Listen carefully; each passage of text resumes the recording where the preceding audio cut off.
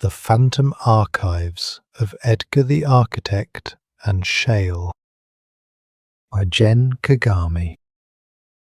Volume 15, Vence. The Chalk Festival and the Timeless Museum, Part 2. Couturier Family Clock Museum. Synopsis of Part 1. Slipping through the faintly feverish night of Barcelona, Edgar and Schale headed for the south of France in a jet-black coupe. Following a 660-kilometre sprint and an elegant lunch in Vence, the two arrive at a bizarre mass of geometry towering beneath the violent sun. The chalk-white museum to murder time, designed by Edgar himself. 6. The Titanium Phantom and the Jet-Black Nest. The desolate summit of a hill in the south of France, beyond the approach where the jet-black coupe had stopped, Schale narrowed his pearl-coloured eyes against the glare, looking up at the gargantuan mass through the windshield. Amazing. When I looked from afar, I thought it was a pure white concrete cube because of the intense reflection. It is not white, Schale. That is a body of bare titanium, not even subjected to paint. Edgar pushed open the thick car door and alighted into the violent light of the south. Schale too stepped out of the coupe, letting his midnight blue silk flutter in the wind. A heated, dry breeze roughly tossed their hair. Towering before their eyes was a gargantuan, perfect cube, measuring 25 meters on each side, easily comparable to a 5-story building. However, the intimidation one ought to feel from its mass was bizarrely sparse. What covered the entire first layer of the exterior wall was uniform, punched titanium metal. Perfect circular holes, 20 millimeters in diameter, were pierced in a flawless staggered arrangement at a 45mm pitch. The intense southern sun passing through the countless holes generated a fine moire interference fringe upon the metal surface, warping this gargantuan 25-meter box semi-transparently, as if it were a heat haze. It makes me dizzy. Even though it's a metal wall, it's see-through, and the structure deep inside looks like it's layered double or triple.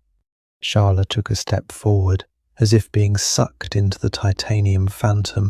Seen from the outside, it is merely a uniform 25-meter box. But the internal structure is biased completely asymmetrically. Edgar let the sleeves of his white Sea Island cotton be whipped by the wind, as he dissected the logic of the space he himself had assembled with a chilling voice. 2 meters inward from this titanium membrane, only on the north and east faces does a 23-meter square glass cube, which forms the second layer, sink in. And inside that glass lies the 5-meter wide margin of the foyer.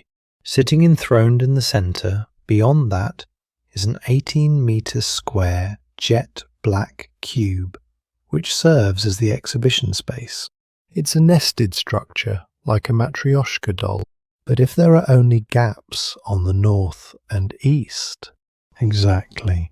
On the west and south faces, neither the 2-meter gap nor the 5-meter foyer exists. Titanium, glass, and the jet black wall.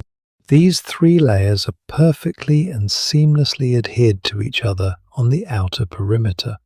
Edgar's jet-black eyes sharply fixed upon the southwest edge of the cube, as if piercing through both the titanium punched metal and the jet-black wall deep behind it.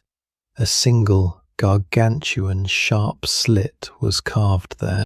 Why create such an extreme bias? In order to thrust this violent sunlight as a blade of 100% purity into the jet-black core.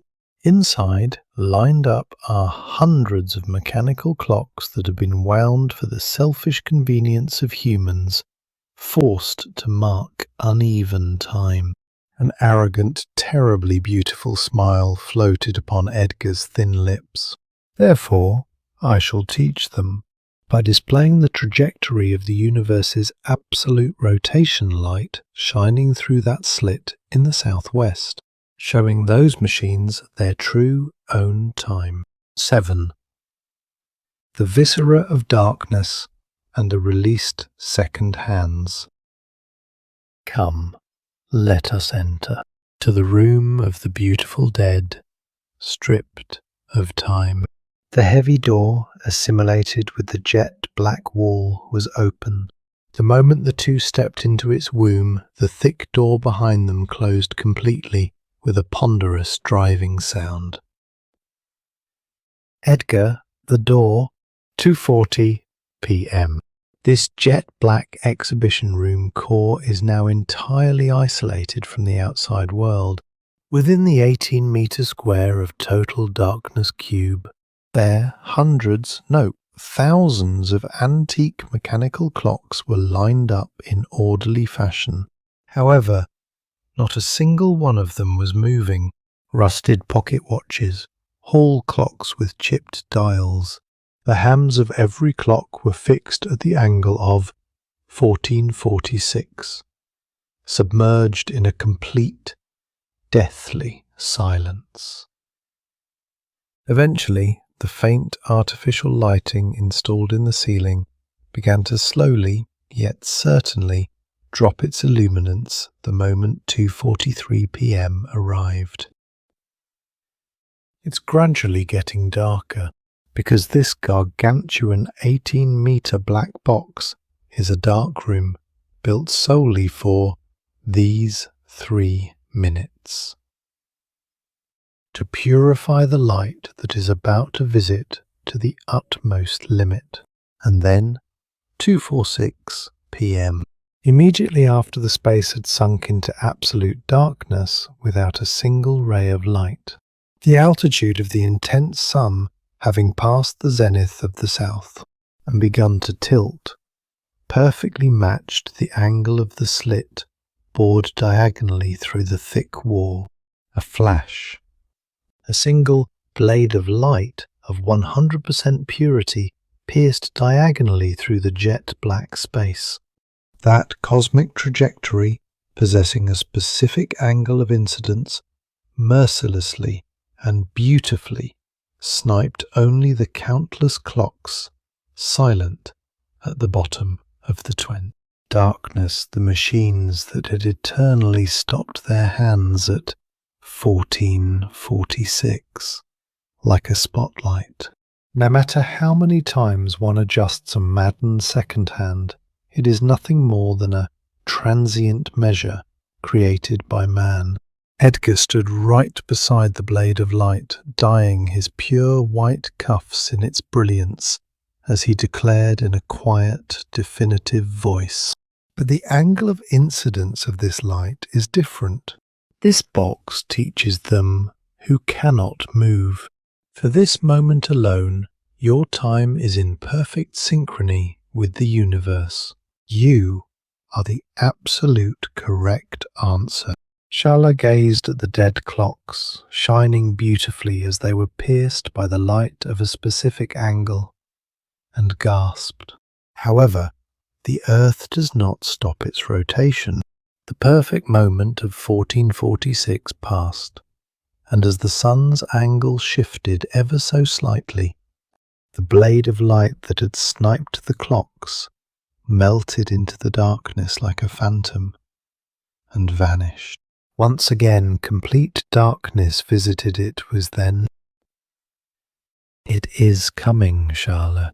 It seems the machines can no longer suppress the heavy pressure of the absolute correct answer light, Edgar quietly announced, narrowing his jet-black eyes in the darkness.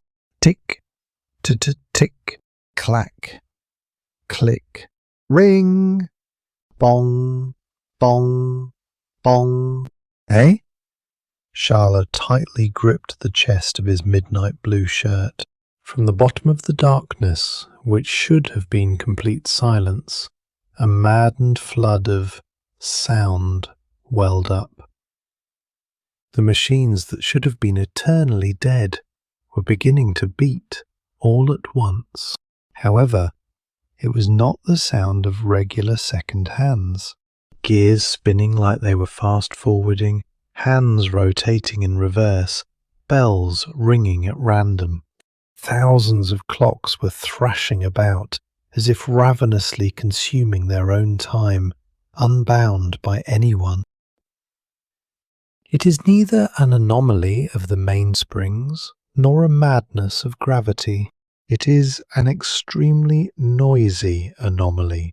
Edgar's quiet, clear voice echoed, weaving through the gaps of countless mechanical sounds. They are not merely broken and running out of control. They are rejoicing. Rejoicing that they have been liberated from the correct answer rules of the universe and can mark their own free time. It's a trackless hymn of life, played by machines that have lost their masters and been forced into eternal death. Schale smiled, looking out over the sea of frantic sound as if taking over Edgar's words. Yes, you are correct, Schale. Edgar's quiet, definitive affirmation fell to the bottom of the noisy darkness. Eventually, 2:49 p.m., along with a faint driving sound, the ceiling lighting slowly began to regain its brightness, and the heavy door behind them was thrown open.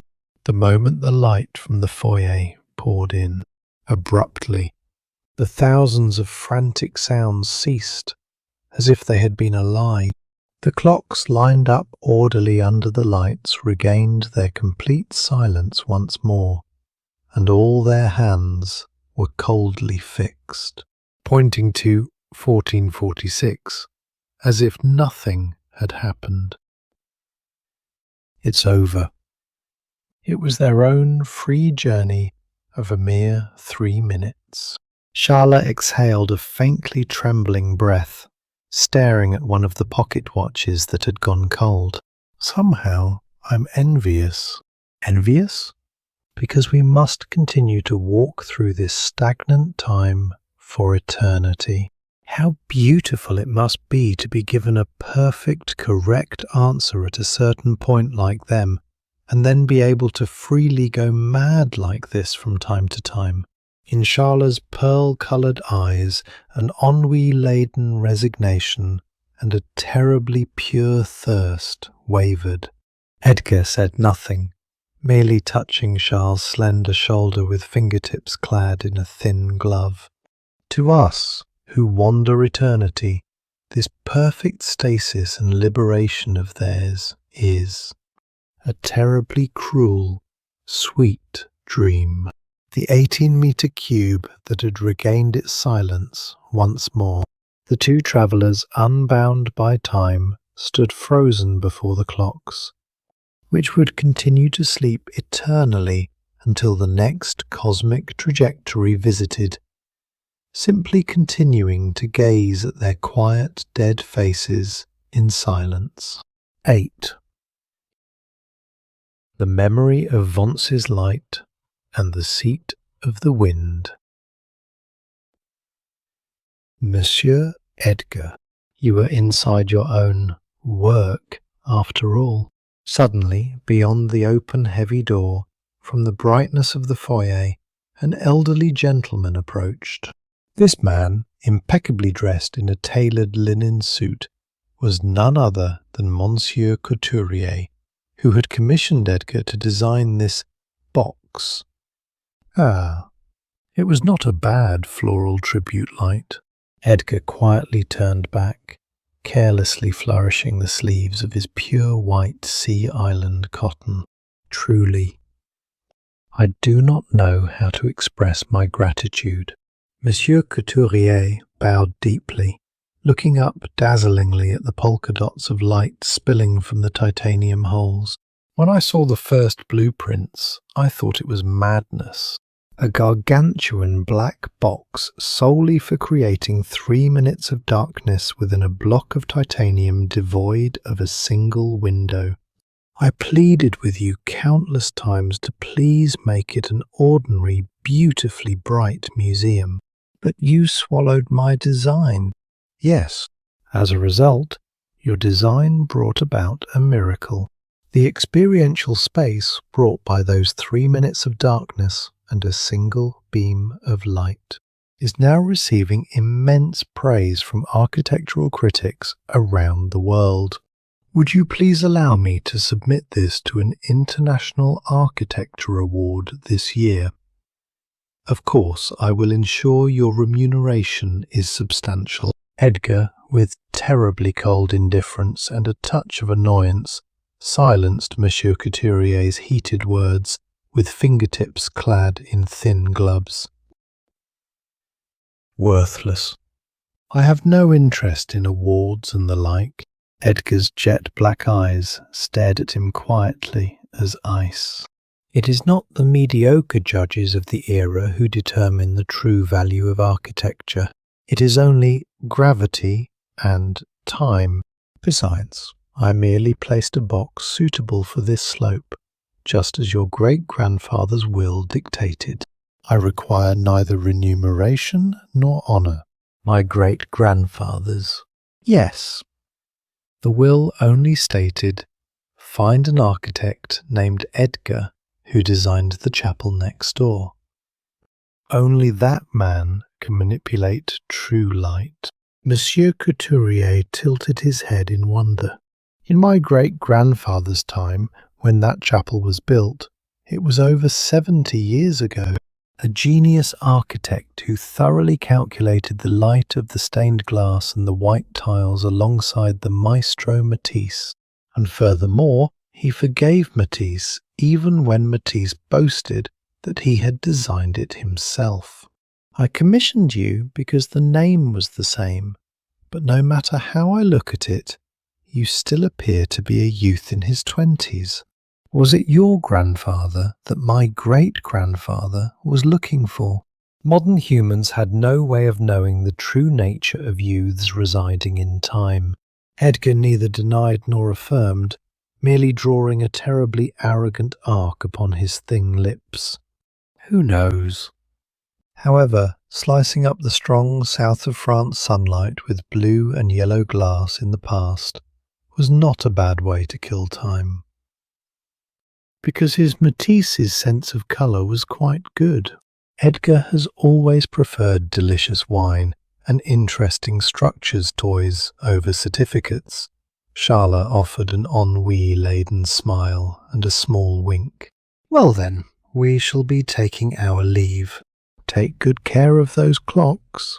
Leaving Monsieur Couturier standing there with his mysteries, the two quietly departed the chalk-white labyrinth.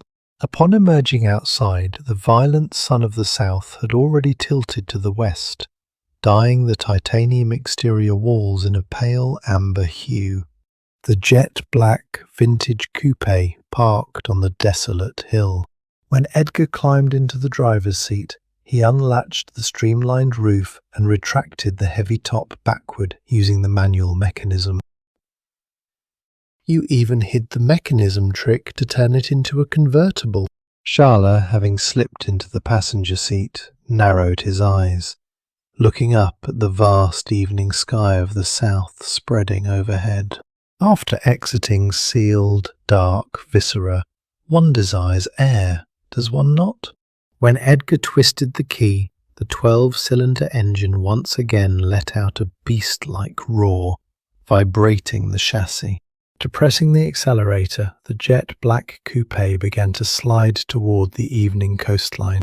Into the cabin that had lost its roof, the sweet, chilling Mediterranean wind of evening rushed in forcefully. Schale's midnight blue silk shirt fluttered wildly, and his pearl-coloured hair was beautifully dishevelled, catching the light of the setting sun. The wind. Feels good, Edgar. Indeed. For we have left the heavy pressure of absolute time rules behind in that jet black box. Edgar, letting his pure white sleeves be whipped by the wind, stared straight ahead without loosening his grip on the steering wheel. Let us drive for a while longer, within an ambiguous time that never stops. For now, feeling this wind instead of the hands of a clock. The autoroute along the sea dyed in orange. The jet black coupe carrying the two travellers unbound by time, left only the lingering resonance of its beautiful engine sound in the air of the south, melting vividly into the beyond of the dusk. End of Volume 15.